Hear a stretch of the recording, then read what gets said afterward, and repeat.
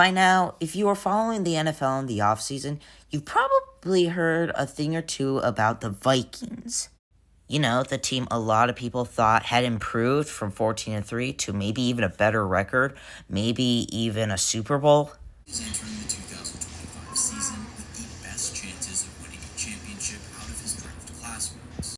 And the confidence, hitting hot-button throws in 11 of 12 open practices. After minicamp, he walked off the field with believers on the edge of their seats. I think it is an exaggeration to say that this is one of the top 2 situations ever for a quarterback to walk into their first NFL start and start an NFL game.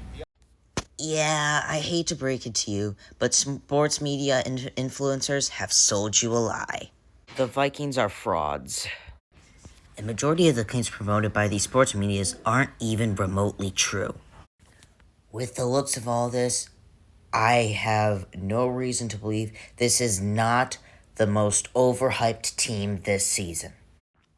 In this video, I'll explain arguments, videos, sports broadcasts, and some NFL highlights based off this specific NFL team. This most overhyped NFL team this season, the Minnesota Vikings. Without further ado, let's get started, shall we? I know what you're thinking. They've only played 7 games. They can't be that bad, right? Well, trust me, this runs deep. So this story starts in the 2025 NFL offseason.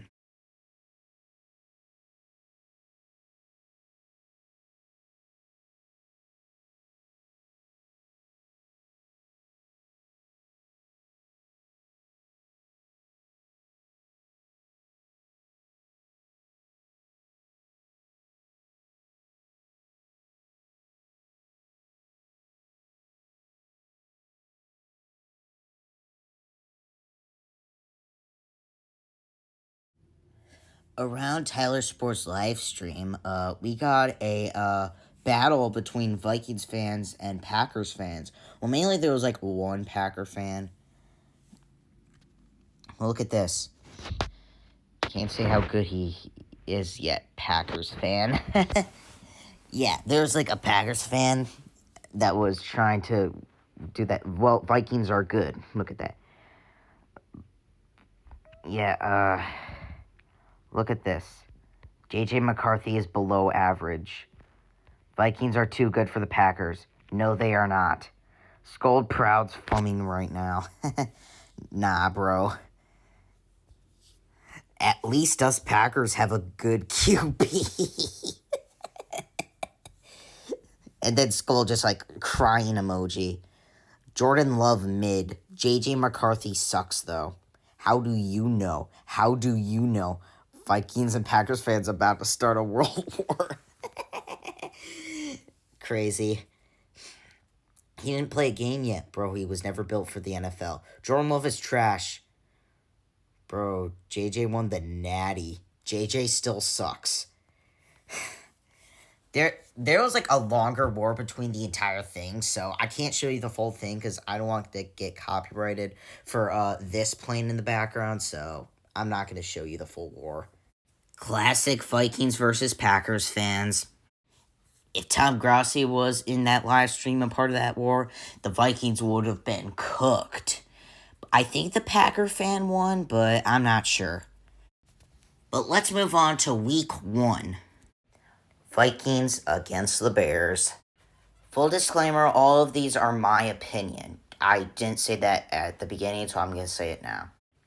Heading into this game, pretty much everyone knew the Vikings were going to win over the Bears. But unfortunately, going into the fourth quarter, the Bears were leading by 11 points. No worries, because as the Vikings have promised us for years, it means a comeback is coming. The Vikings scored 21 unanswered points in that quarter, and they win the game. So now, the Vikings are happy that they made a comeback. Vikings fans are happy because they know their team is legit. Everyone is happy and everything is going to go well, right? Well, let's move on to week 2 against the Falcons. This was the final score of the game. It's kind of weird, though, because the Falcons should have been an easy opponent. However, the Vikings ended up blowing this game away. Not to mention, this is also the game J.J. McCarthy got hurt again. So now he's going to miss more time. But no worries. Carson Wentz, who they picked up right before the start of the season, they traded Sam Howell away for Carson Wentz. They signed Carson Wentz. And good news for the Vikings, they were going against the Bengals with no Joe Burrow. And as expected, the Vikings blew the Bengals out. Now Vikings fans are happy once again, now that they know they can once again strive without J.J. McCarthy. Until. I had to include RWJ's until. I had to, guys. I had to.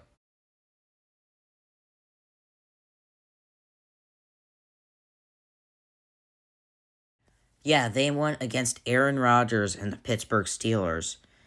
And yeah. At this point, everyone basically knows the Vikings aren't what they were back then. Well, except for some Vikings fans, but we'll discuss that another time. These next two games against the Eagles and Chargers, this was mainly the refs' fault, but the Vikings were still doing pretty bad that game. Against the Eagles, they barely lost that game. And here, the Vikings got blown out by the Chargers. But this is very bizarre. How would all of these sports media be crediting the Vikings, being happy about what the Vikings have accomplished in the offseason, being happy about what they could achieve this season? This is kind of crazy on how all sports media thought the Vikings were going to go pretty far. The crazy thing is, a lot of Vikings fans were saying the Vikings literally improved last season, and they went 14-3. They improved this offseason, and last season they went 14-3. Yeah, well, improved? Speaking of which, why don't we look at the standings? So basically, for the strength of schedule, pretty much everyone in the NFC North got a hard schedule. So did pretty much everyone in the NFC East. If we look at the standings for the NFC North, we can clearly see the Packers, Lions, and Bears all have winning records. It's looking like they can handle it, unlike the Vikings. Pretty much everyone back then, this offseason, was like, hey, it's probably going to be the Packers with the losing record and not the Vikings.